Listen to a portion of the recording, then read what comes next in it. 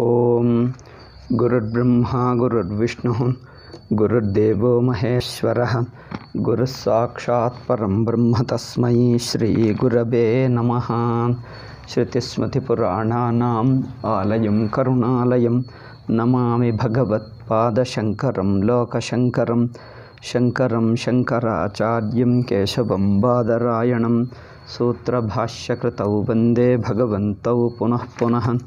नमामि गौडपादञ्च शङ्करं श्रीसुरेश्वरं स्वामिनं सच्चिदानन्दमिन्द्रं तं ज्ञानरूपिणे। Om Om Om.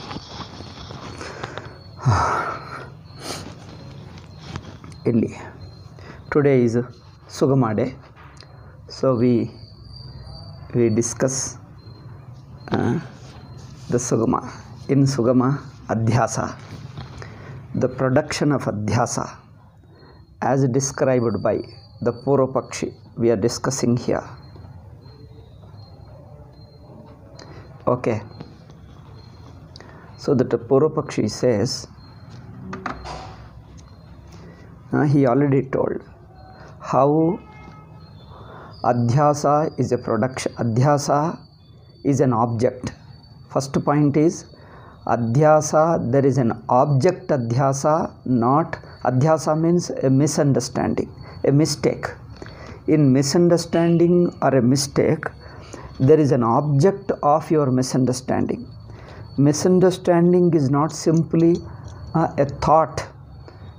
Misunderstanding, mithya jnanam, is not simply a jnanam. Corresponding to mithya jnanam, there is a mithya padartha, and that mithya padartha has to be produced, because mithya padartha cannot be seen unless it is present there. Then in order to be present there, it must be produced during that misunderstanding, during mithya jnanam. So how is it produced? Produced from what? What is the material? They give an explanation. All this is a speculation only. It is in nobody's anubhava. That Siddhanta is going to say.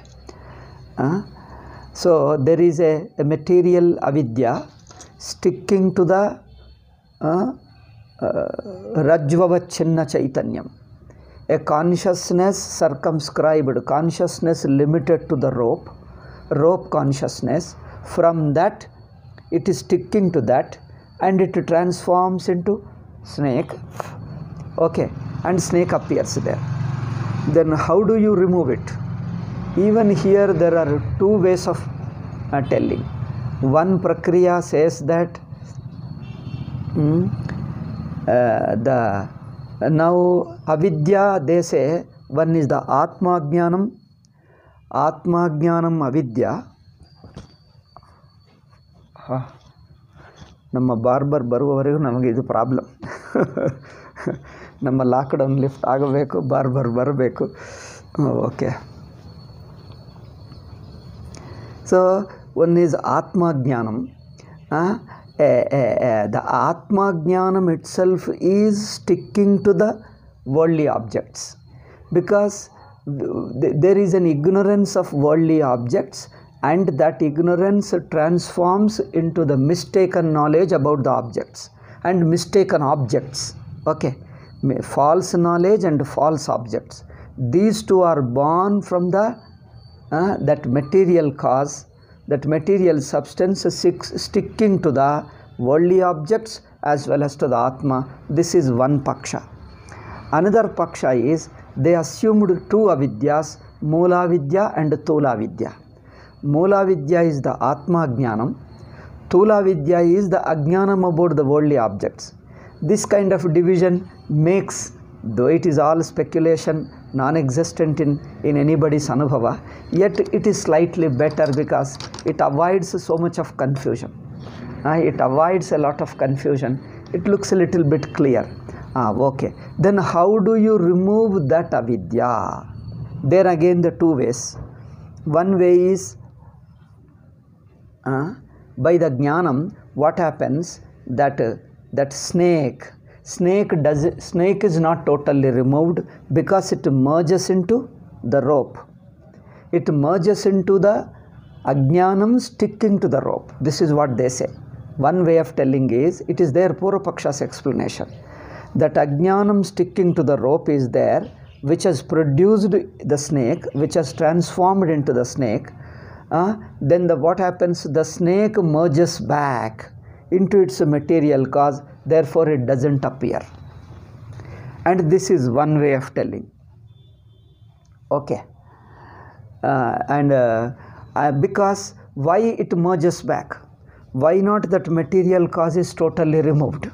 Because if you can't remove that Ajnanam of the rope, because Ajnanam of the rope is a part of that Mula Vidya, total avidya about Brahma. So the two, one is the avidya about Brahman, because of which world appears. There is avidya about the objects, because of which there are instances of misunderstandings.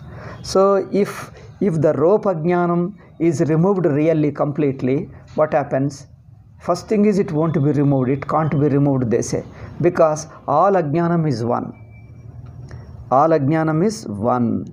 And that one is, until you know Brahman, it cannot be removed. Because by removing the Ajnanam, you have to understand the Chaitanyam, Atma. So the Chaitanya Atma is the one Atma, which is the cause of the whole universe. So the Chaitanya Atma, which is the same Chaitanya Atma, is also present here as a rope consciousness. So there is an avidya sticking to the rope consciousness. So this avidya about the worldly objects is the avidya of the Atman only. It is the one avidya. Then until you gain the jnanam of Atma jnanam, these ignorance about the worldly objects also can't be removed. See how they get confused. These are all mixing up the two levels. Mixing up the two levels. Anyway, in the Siddhanti's answer you will understand, and partly in Mula Vidya Niras also it is discussed. Okay. And the Bhamati Prakriya, other Prakriya is, they have two separate Ajnanas. One is a Mula Vidya, another is Stula Vidya. Mula Vidya remains, that will go away only by the Jnanam of Atma. And the Stula Vidya is another avidya about the worldly objects. This worldly avidya goes away with your knowledges. So they put it at two levels of avidya. Okay.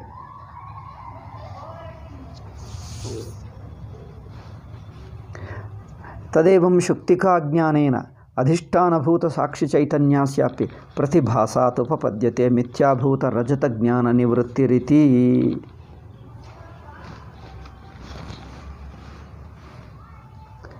Then another one.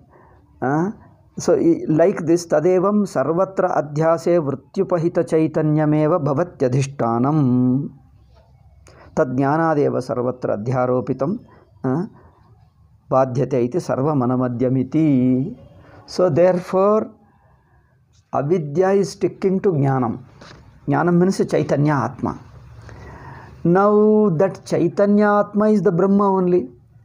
They put here that Chaitanya Atma has assumed another way, another level, that is the worldly objects. So he says, for example, take the rope avachinna Chaitanyam, that is a consciousness limited to the rope, consciousness limited to the book, consciousness limited to the tree. Means every object, the consciousness is limited to that respective object. The one consciousness, Advitiya Brahma consciousness, and the one non-dual Chaitanyam, with reference to each object, it is limited to a part of it is found with all the various objects. So Ajnanam is, this worldly Ajnanam is sticking to that consciousness. Okay. So that for example, you take the rope avachinna Chaitanyam, Rajva avachinna Chaitanyam, consciousness limited to the rope. So Ajnanam is sticking to that consciousness which is limited to the rope. So when you know the rope, what happens? A same Sakshi with reference to the rope appears as a rope avachinna Chaitanyam, that is consciousness limited to the rope. So that is the adhishtanam. When you know that consciousness, the ajnanam sticking to the rope will go away, rope consciousness will go away. Tat jnanadeva cha sarvatra adhyaropitam rajatadikam tad jnanam cha badhyate iti sarvam anavadyam. Therefore our prakriya is very clear, no mistakes at all, and perfectly we have explained, and convincingly, logically we have explained. This is what Purvapakshi told. Siddhanti now replies it. Okay, the real Vedanti replies to these Mula Vidyavadis like this: Sarvamevaitad varnanam asangatam. All this is inconsistent, meaningless, irrelevant. Okay, because tathacha loke anubhavaha iti lokasiddha. See, Bhashyakara's intention in Adhyasa Bhashya, he is only trying to show there is a misunderstanding in everybody's life, and is simply referring to them. See, referring to an anubhava existing in everybody is different from trying to prove something. See, are we trying to prove that there is a world? This is one peculiar thing. Do we need to prove that there is a world? This is a very big thing. They assumed Mula Vidya. They say that world is existing there. How? We told world is existing. Does anybody have a doubt? Does anybody has a doubt? You see the world, that's enough. And you are living in the world, and the world is visible and experienced, everything is over. And now they say, you are seeing the world, experiencing the world as something really there. Therefore, world being really there, it requires a material cause from which it is produced. Okay, two levels they take it. The snake, when it is seen there, snake being there, it appears. Okay, snake existing there, it appears to you. When you are seeing the snake, you are not simply under illusion. You are not simply under illusion. There is a snake during the misunderstanding. A snake is really existing there during your misunderstanding. Then only you are able to see the snake. See, the misunderstanding is only a misperception. But they put it, misperception requires an object, corresponding object to it.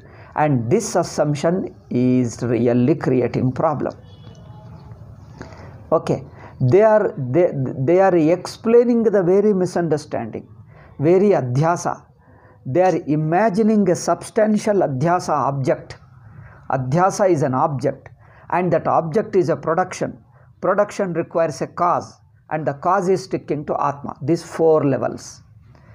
A misunderstanding requires, false knowledge requires a false object required to be produced, and a production requires a cause, material cause, and that material cause is sticking to the what? Sticking to that object, and it has to be removed. How to remove it? Now these four steps, fifth one is how to remove it. All these five are unnecessary speculations. Unnecessary speculations. This is what he says. So Shankaracharya is referring to Anubhava. Vedanta, there are two things. One is referring to Anubhava, another is revealing a new fact. One is referring to what you know, second is pointing out a new fact. Just when you are referring to what you already know, that is called Anuvada in Sanskrit. Anuvada means just referring to what is already in your Anubhava. Second is revealing a new fact, that is Upadesha. Anuvada and Upadesha. When Upanishad is talking about the world, that I am a jiva, that I have got the body, mind and sense organs, I am seeing the world, all this is Swabhavika Adhyasa. Shankaracharya clearly says in his Adhyasa Bhashya, Naisargikoyam Adhyasaha. This Naisargika point is totally misunderstood by post-Shankarites. They interpreted differently Naisargika Adhyasa. Naisargika Adhyasa means you find yourself with it. It is not created, it doesn't begin in time, it is not produced. Okay, first point. about in regarding the Shankara's Prakriya. Shankara's method of teaching. Second point is Adhyasa is not Adhyasa is not body, mind, intellect alone. Even the entire world is Adhyasa. See, because the world cannot be seen without the Adhyasa of body, mind, and sense organs. Okay, they try to present. See, they try to present like this: body, mind, and sense organs alone is Adhyasa. World is not Adhyasa. They present it this way. This is really confusing a lot. Okay. When you find in waking state, when you find yourself in waking state, it is not that you being an individual jiva alone is Adhyasa, is a misunderstanding. As a jiva, see, note the point. As a jiva, whatever you are, whatever you find, you face. Okay. Whatever you are as a jiva and whatever you face and experience as a jiva. You experience means the world you experience, all Panchabhutas, the world you experience, all that is also equally Adhyasa. Okay. See, my jivatvam along with jagatvam, both are one block. Jiva and Jagat cannot be separated. This is the important point missed by the post-Shankarites. Therefore, they started interpreting differently. They take it Jiva and Jagat. There is no Jiva and Jagat. Jiva Jagat is one. When you call Jiva, Jagat is included. When you call Jagat, Jiva is included. When you say subject, object is included. When you say object, subject is included. Like two sides of one paper. When you take one paper, two aspects, two sides of a paper, when you lift the paper, both the sides come together. And when you throw away, both the sides go away. You can't take one aspect of a paper leaving out the other aspect of it. Other side of a paper. Similarly, Jivatvam, as a jiva, you happen to face the world, experience the world. When you are experiencing the world, not as a Brahman, not as a Sakshi. As a Sakshi, you don't experience the world. As a Pramatru, you experience the world. When you are experiencing the world, you are Pramatru. When you are Pramatru, you can't but experience the world. Therefore, as a Pramatru, you experience the world. You experience the world means you are a Pramatru. So, Pramatru and the world, though we use the two words, experience says they are one. Experience says Pramatru and the world are one block. You can't distinguish them. You can't think of the world yourself being a waking person. You imagine the world when you are not a waker. You are not a waking person. You are in deep sleep or you are in dream. Then you think of a waking world. You are in deep sleep and think of the waking world. It's impossible. Because the very thinker, without the thinker, the world can't be thought of. Without the waking jiva, waking pramatrutvam, without the waking pramatrutvam, world cannot be thought of. Because the world is experienced by the pramatru alone, not by the sakshi. For the sakshi, there is no world, because world is himself. Like I give you an example, take up the dream. The dream person alone experiences the dream world. Okay.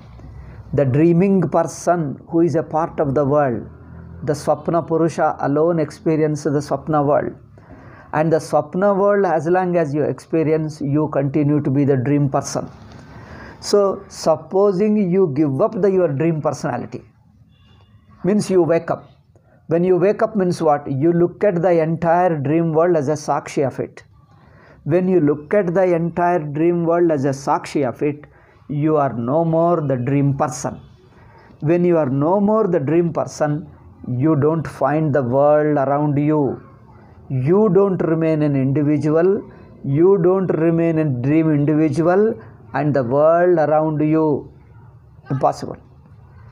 You remaining an individual and the world being around you, Both are simultaneous. As long as you are a dream individual, you find the world around you. When you find the world around you, you happen to be the dream person, the Pramatru. If you give up your Pramatrutvam and become the Sakshi of the dream state, Sakshi of the entire dream state, to that consciousness which witnesses the dream state, there is no the dream world. That means dream world he doesn't experience. He becomes a Sakshi.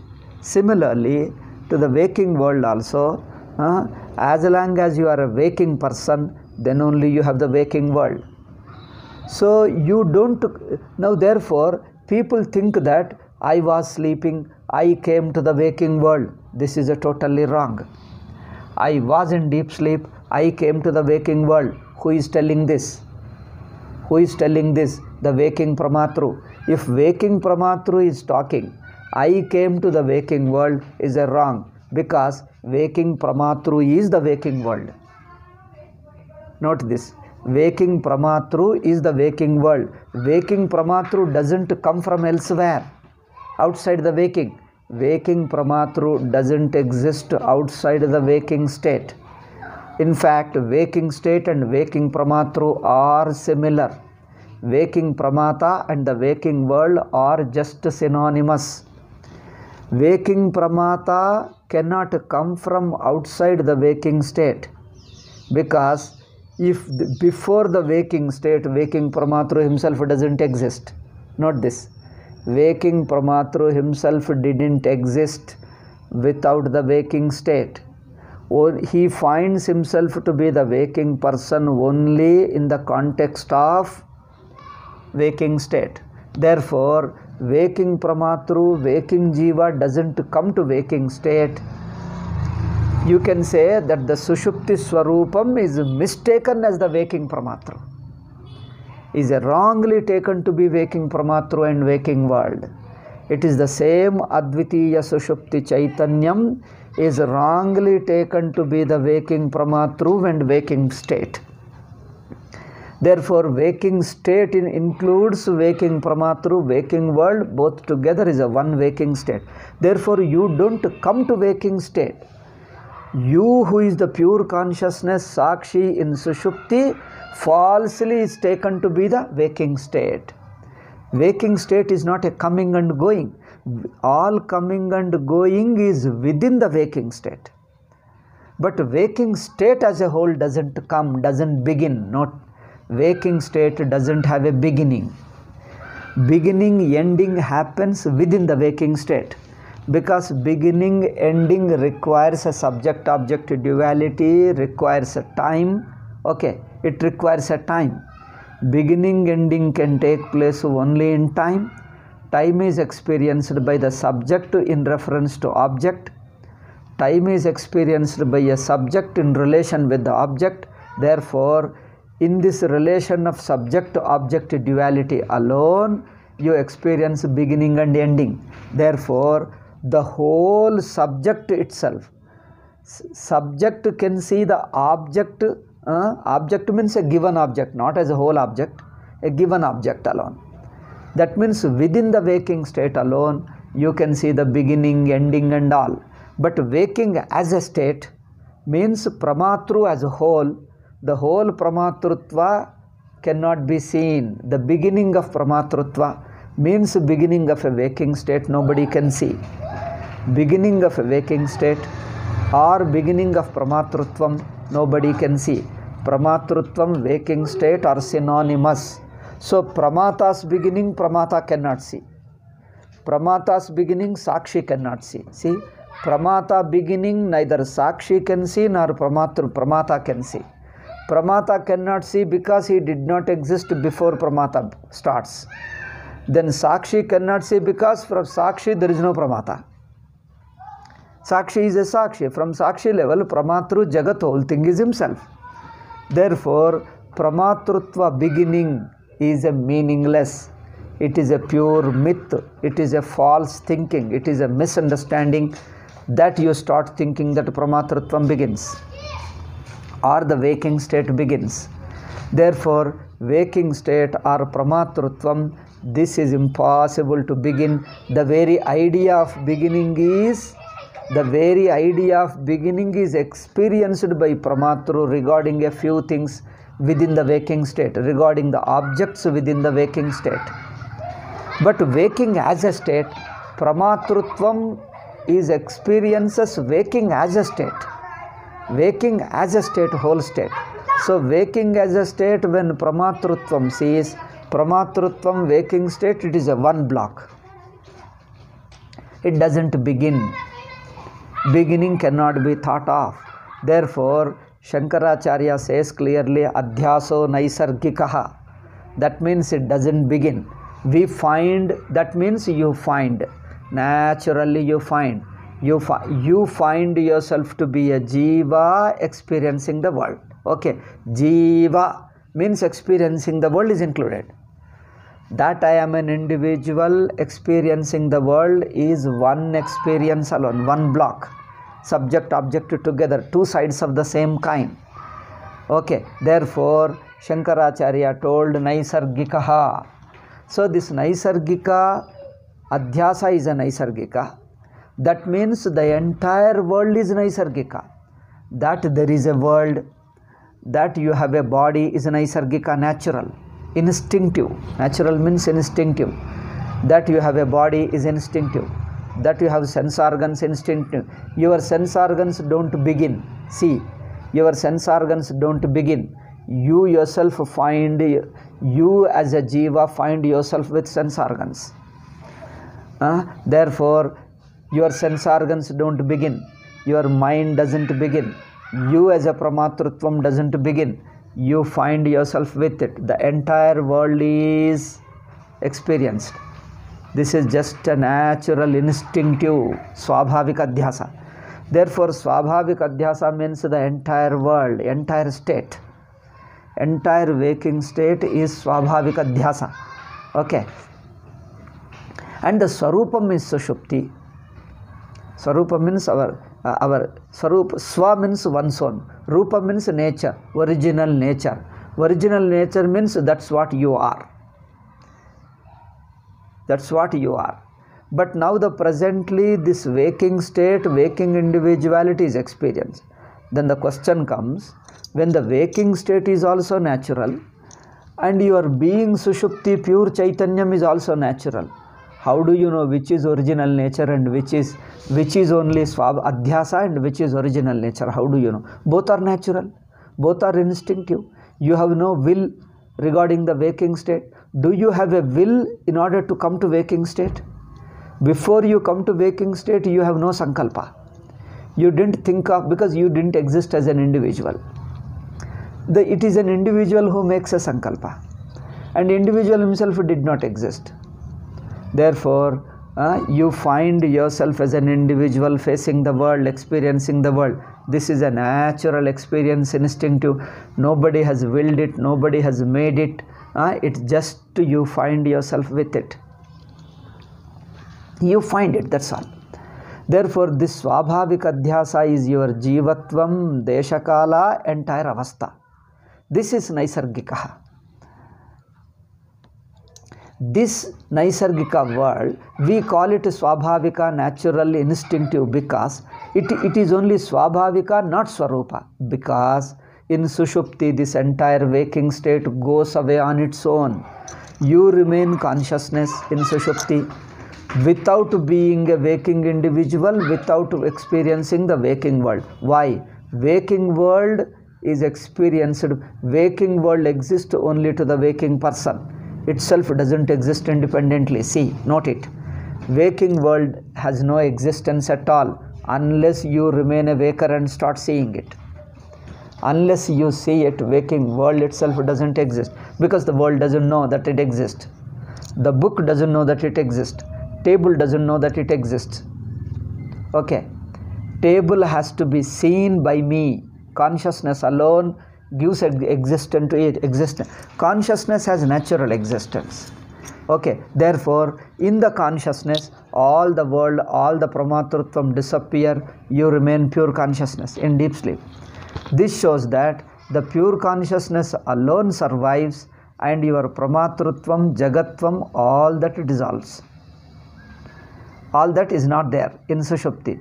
This shows that it is not your Swarupam. Because Swarupam cannot be abandoned. You can't lose it, you can't get rid of. You can't leave it and exist. That is Swarupam. Therefore, Swabhavika Adhyasa, it is a Naisargika. Once Swabhavika means you can't talk of a cause of it. First, you can't talk of a production. And production, they showed it.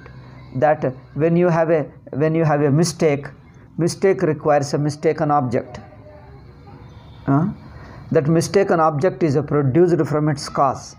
And the cause is sticking to the Atma Chaitanya. These 3-4 steps are unnecessary speculation.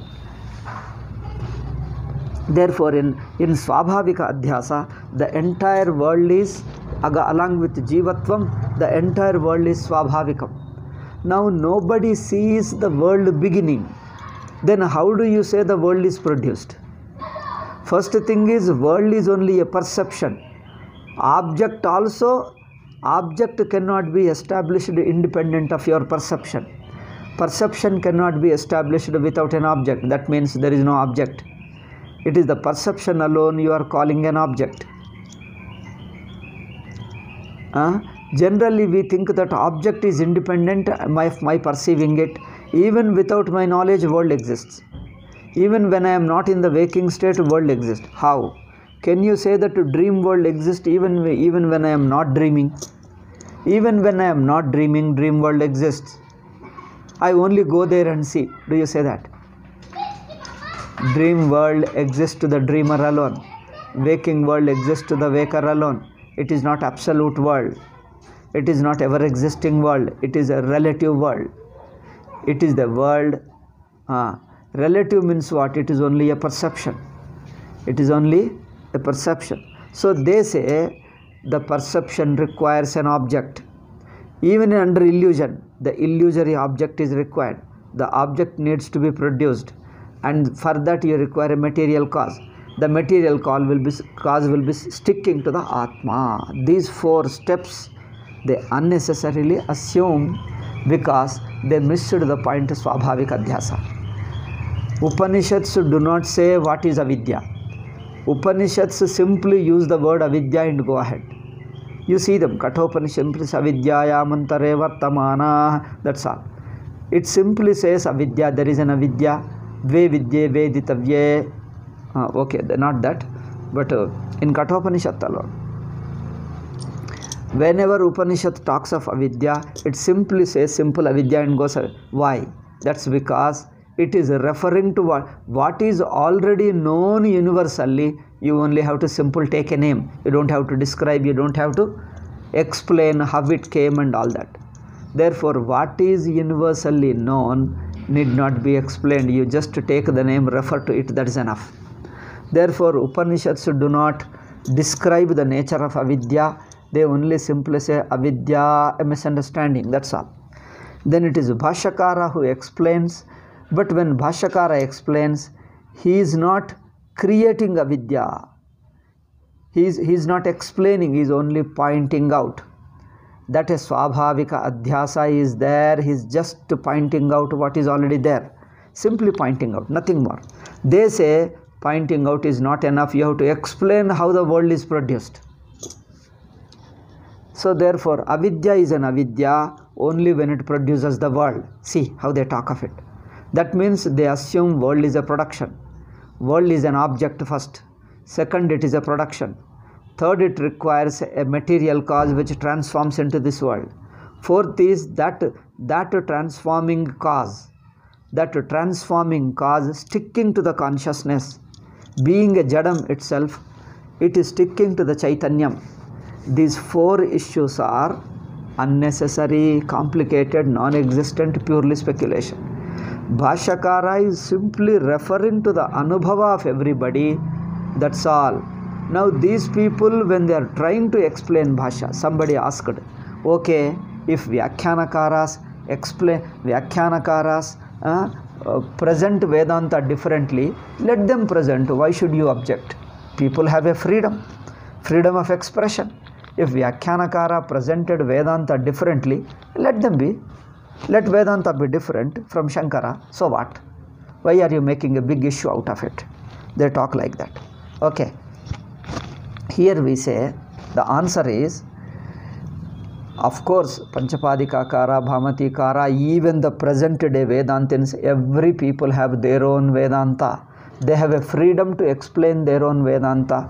They have to create their own philosophy. They have got freedom. They all have it. We have no objection. Nobody should have any objection. We don't believe in objecting to people having their own prakriya, their own way.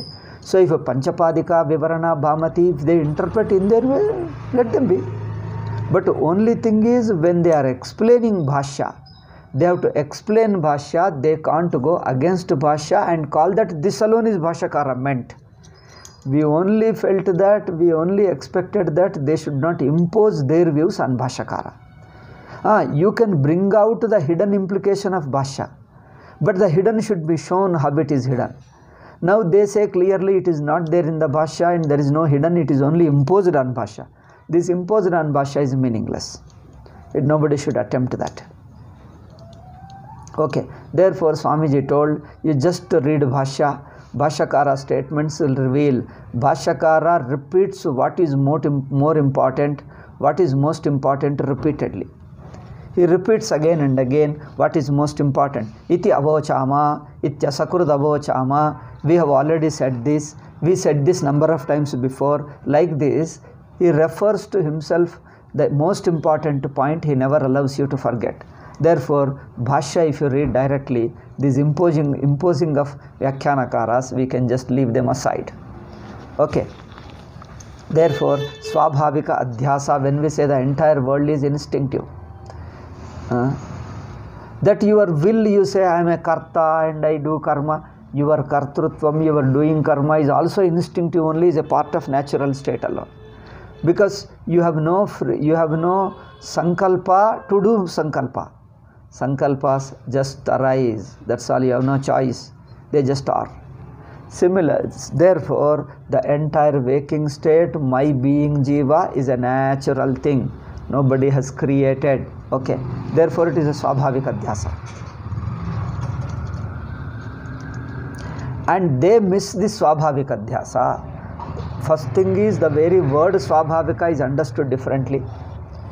Then another thing is, Adhyasa is restricted to body, mind and sense organ. In fact, they repeatedly, again and again, most importantly, they emphasize, Adhyasa is only of body, mind and sense organs, not the world. In fact, they say, you understand Adhyasa only when you understand that body, mind and sense organs are imposed on the Atma. World is not imposed. To say that world is not imposed alone is Adhyasa. This is totally opposite to Shankara. Shankaracharya says the entire waking state, the entire world is Adhyasta. Pramatru, Pramana, Prameya, all these are Adhyasta only.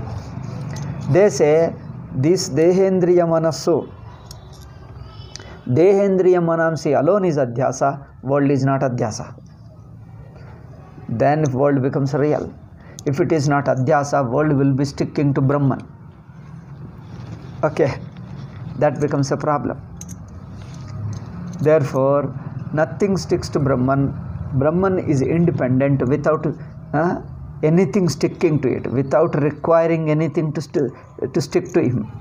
So, Brahman is Swatantra. Therefore, this explanation is unnecessary. So, Bhashyakara is only simply pointing out the Swabhavika. Entire waking state, entire Jagat is Swabhavikam. So, Tathacha Loke Anubhavaha. Bhashya, see, there is a Loka Anubhava, that Shuktikahi Rajatavatava Bhasate, seashell appears as a snake. Appears means what? You mistake it for snake. So, this misunderstanding is there. So, to help you to understand this misunderstanding about Atma, Bhashyakara is showing simply evidence, a worldly example, that's all. Tathacha loke anubhavaha iti lokasiddhasya. Lokasiddha, what is already commonly universally known to all. Shukti rajata adhyasasya udaharanena. by taking this example of rope or snake or seashell and silver. By taking seashell and silver or rope snake example, उदाहरणेन हि स्वोक्तस्य अध्यासलक्षणस्य अनुभवानुसारित्वं. So Shankara wants to show that his definition of adhyasa is common to all, commonly experienced by all. It is there in everybody's experience. It is so instinctive, it is so natural, and it is so common that for this you don't require any special experiences. This is what Bhashyakara is trying to say. Swoktasya adhyasa lakshanasya anubhavani saritvam. His definition of adhyasa is in keeping with anubhava. Bhashyakarasya pravrittiriti. This is the basic intention. This is the basic intention of Bhashyakara. He is showing in his writing. Missing this tavanna upadanam apekshate. Therefore, this instinctive swabhavika adhyasa doesn't require a material cause. It doesn't require a material cause. Tavanna upadanam apekshate, because there is nothing which transforms into the world. Nobody has seen. Any transformation takes place within time and space. Okay. Without time and space, can you think of any transformation? If you are talking of avidya transforming into snake, then you are making it a material cause. They are making adhyasa into a production. And he says this is unwarranted. Anena tu bhashyena kathamapi na sangachyate. This explanation of production of adhyasa just doesn't go with bhashya. It's a totally opposite thing. Sangachyate idam ekadeshabihi kritam adhyasa varnanam. Then adhyasa varnanam is unnecessary. Goes wrong. When you say something is produced, then why do you talk of adhyasa? See, it's a strange thing. They take adhyasa bhashya, then they talk of a production of the world. Now, Swamiji was telling, where is the question of production of the world? He is talking of adhyasa, instinctive adhyasa. They made adhyasa into an event. It is a production. This is the biggest mistake. And they stubbornly won't give up. They retain to that.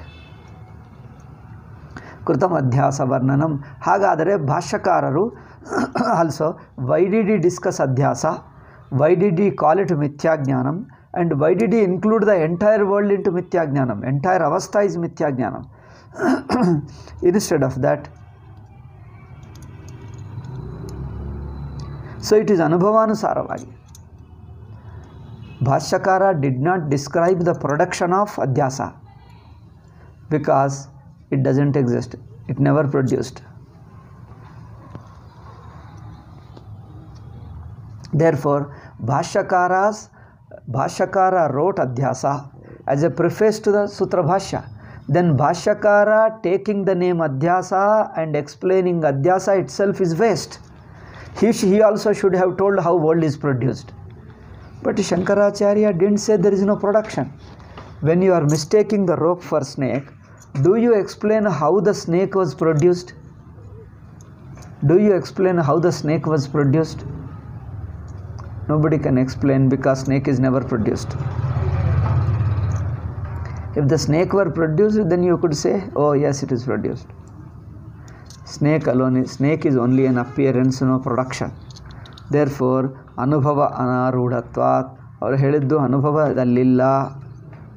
ವಿಪ್ರತಿಪತ್ತಿ ಸ್ಥಾನ ಅಚ್ಚ, that moola vidya transforming into the world is only anubhava anarudham. It is not in keeping with everybody's experience. Second is vipratipatti sthanatvacha. This assuming of moola vidya as a cause of adhyasa is diverting attention. So all the schools of philosophy have not accepted. It is only post-Shankarites alone accepted. Therefore, even the good and sensitive and mature acharyas also have not accepted. Therefore, idu vipratipatti sthaniyatvacha. It is a vipratipatti sthana. Vipratipatti answer is a matter of controversy. There is no universal acceptance of this. Therefore, nahi rajata tattva jnanopadana bhutam ajnanam kenachid anubhutam. Nobody has experienced the material cause called avidya. Avidya, which is a material cause of the snake. This nobody has experienced.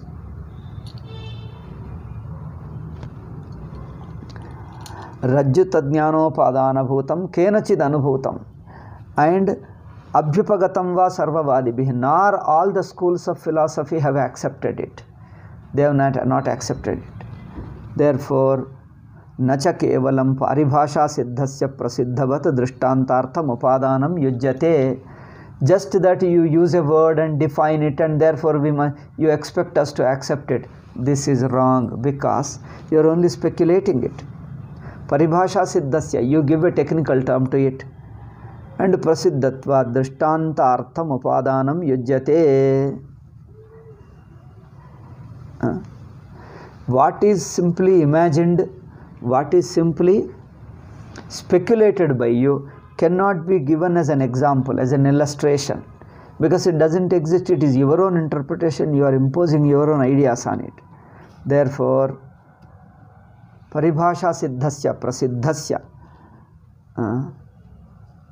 paribhasha elli hoita kevalam paribhasha siddhasya prasiddhavat drishtantartham upadana. As if it is well known to all, you are taking it as an example. You are taking as an example and try to defend all what is there in your book. You don't write at all. Nacha kevalam paribhasha siddhasya paraprasiddhavatu drishtantartham upadanam yujyate. You can't give that as an example. Okay. Today it is at 12 o'clock. I think we'll stop it, and then it will go on, because as I told you, it requires a few classes. How Swamiji refutes this Mula Vidya, we will see again. Om Shanti Shanti Shanti. Harihi Om Shri Gurubhyo Namaha. Harihi Om Tat Sat.